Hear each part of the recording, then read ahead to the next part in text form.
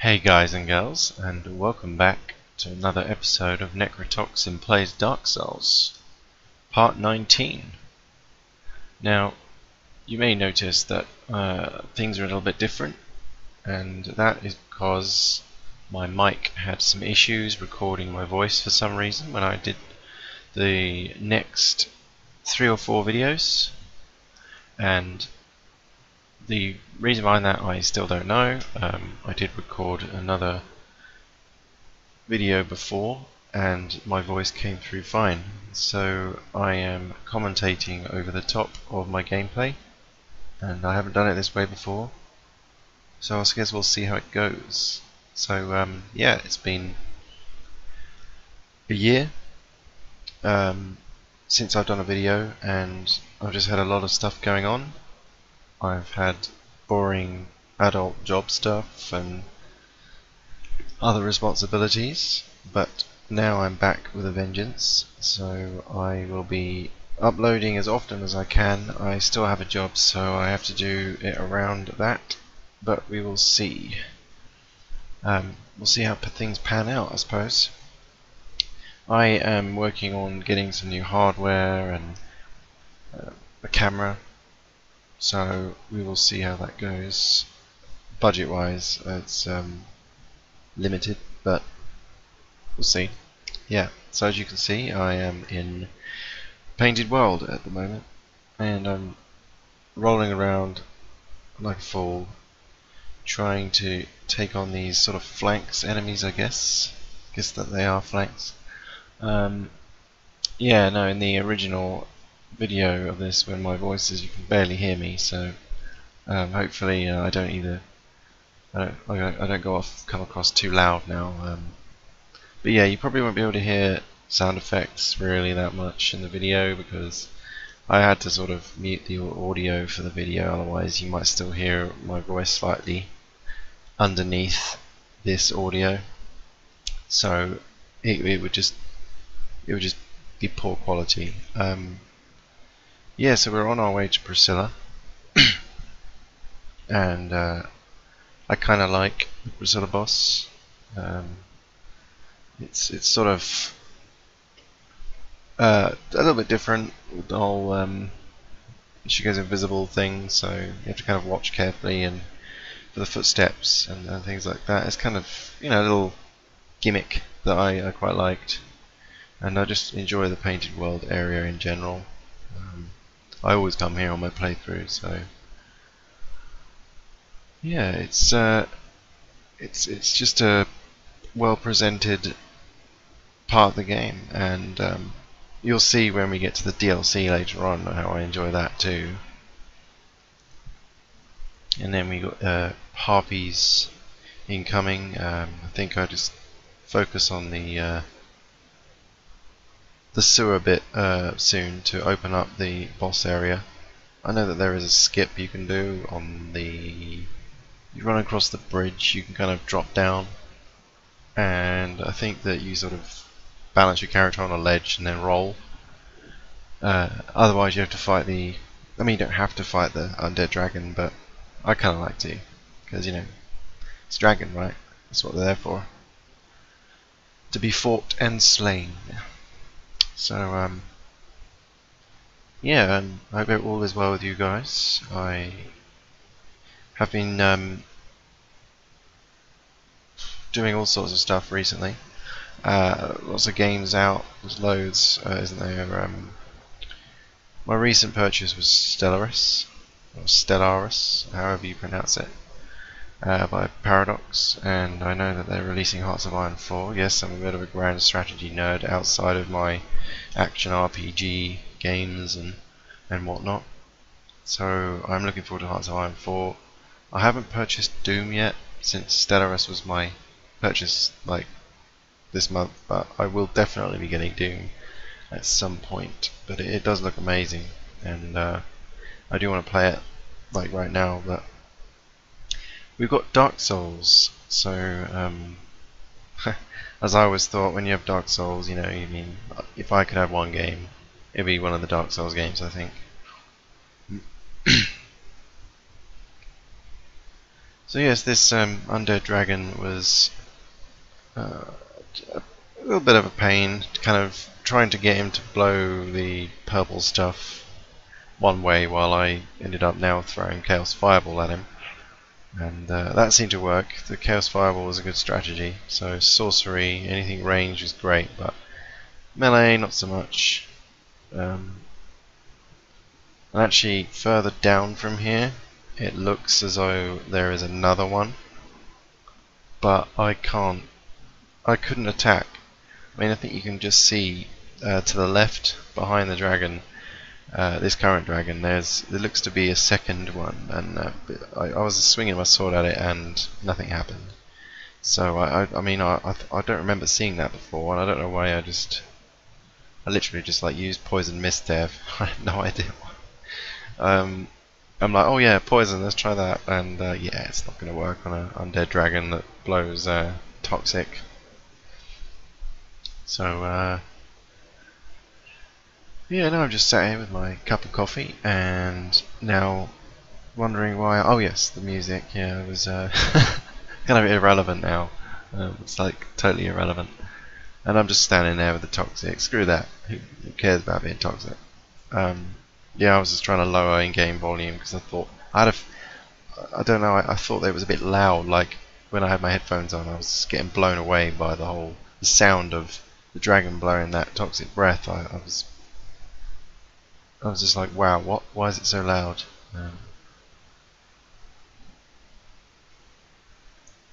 But yeah, just taking another swig of my coffee because it's like my fuel right now.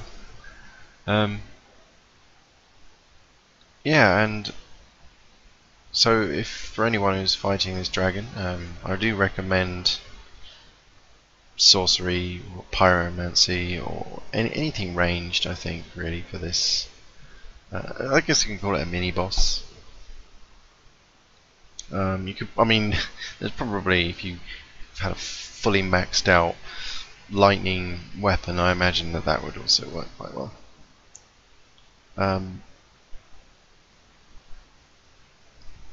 I'm still rolling with the grass cress, and I think I used the blood shield against Priscilla, but you'll see. Blood shield's probably my second favourite shield in the game, and I like the brass armour as I'm wearing partially at the moment, since I like to fast roll. And there you go, 5,000 souls. Not bad. And yeah, you'll see what I mean though with the up ahead. I was thinking, oh, another one?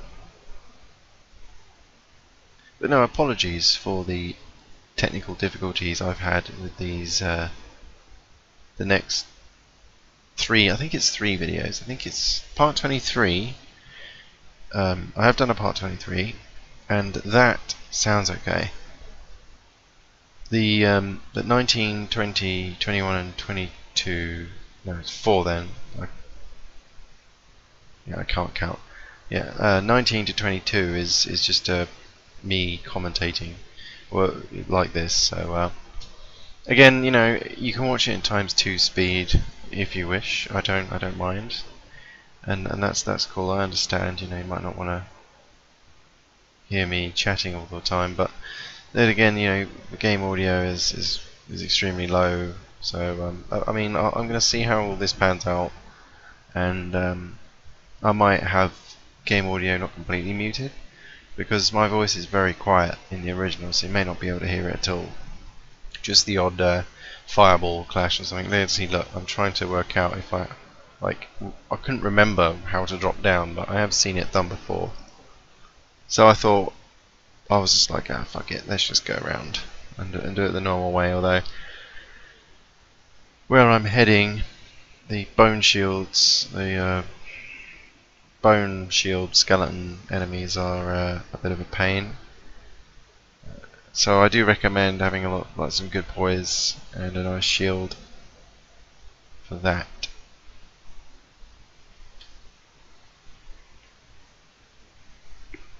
Incoming harpy. Yeah, Black Knight Sword's probably my favourite weapon in the game.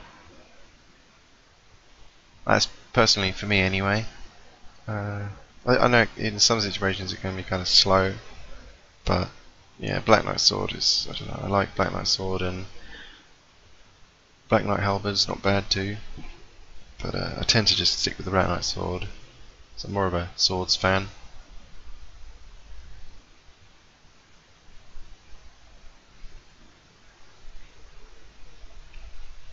Yeah, I'm trying to figure out what would be the best shield to use. Something with 100% physical is what I recommend for the bone shields. Bone wheels, I don't know why I keep saying bone shield. Bone wheel shield enemies. I always like the way they move though, the roll and then that animation when they recover and turn around. They sort of pivot after their roll attack, and it looks quite cool. I like that.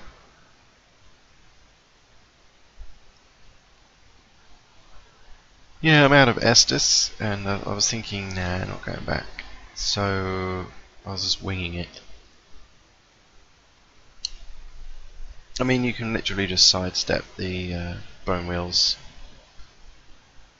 And there's that sexy brass armor. So yeah, Crystal Halberd, it's good. Or it's a good, it's a brilliant weapon, but not quite what I would recommend against the bone wheel enemies. These ones. I don't know why I chose this, but it was better than the Black Knight Sword. You need something fast. I would probably recommend Estoc or a rapier, or even the club or reinforced club, a mace. You know, something like that that's reinforced with divine as well. That would be quite good. So anything like that, because clubs, maces, and that can sort of stun lock them, and these don't they do respawn obviously when you the bonfire, but they don't. There's nothing summoning these down here. So again, divine is optional. It's designed to have undead not respawn basically. Yeah, so perfect for the depths. But here, just anything that's a quick weapon. You see when you get to. You can sort of kite these around these corridors. I almost died there. I like just remember that I don't have any Estus as well, and then that pro dodge right there. It's like mid-roll as well, so yep. Quickly turn around because I could hear it. Yeah, I decided to kind of I had a little strategy up here. I was gonna pop a humanity to heal up, and you'll see what I do. Hiya! Plunge. And done.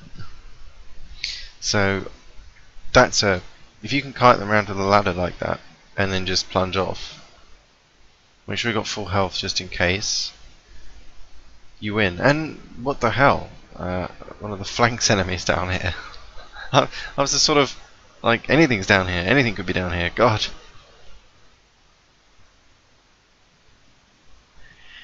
Yeah, it's quite hard to see some of the enemies in this area, so I'm trying not to aggro everything. Again, bellowing, I think it's the bellowing crest ring. There's a ring that you can equip that silence your footsteps, and it's basically the thief's ring from Demon Souls, and that would be perfect for that room. There's the other bone wheel. I forgot. I thought, where did that one come from? Now, since I'm rolling with 3 humanity, I was trying to get a bone wheel shield drop. See how quick that toxics you. Although I did mid-roll away from that, but again, you know, ranged for that situation.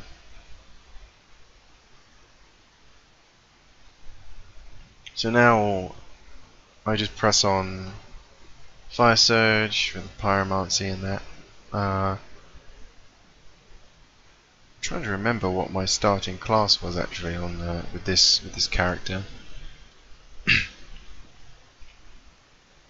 think we might. I don't know. We might see it. cannot remember the starting class.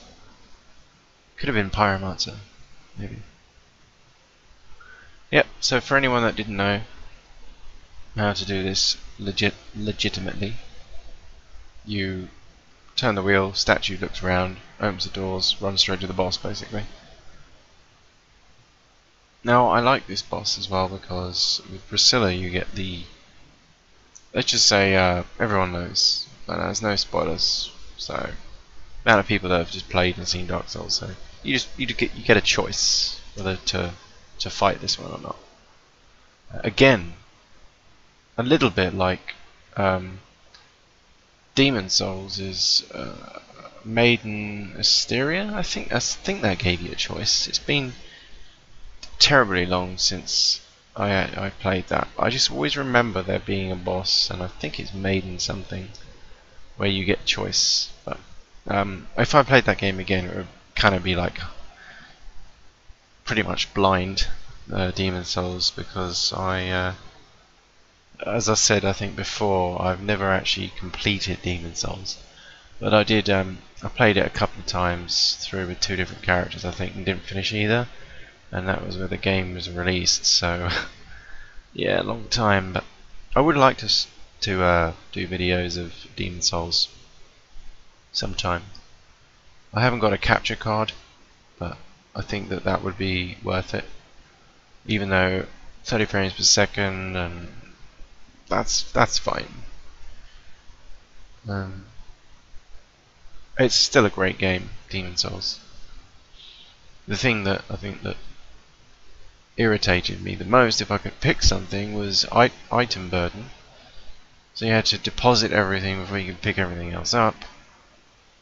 And I know some people might argue that, well, that's realism, and yeah, but it might be different if all the Souls games followed that trend, but clearly from Dark Souls 1 and onwards they scrapped the overburden, item burden mechanic, because it was just it would impede your progress. And that's what I really like about Dark Souls 1, is because not only can you don't have to worry about item burden, you can attune spells on the fly, level up on the fly. You can just keep going, you can keep rolling. And it's probably one of the most fluid of the series out of the Souls games, honestly, in my opinion, and is ultimately my favourite of the Souls games. But Dark Souls 3 is a close second, but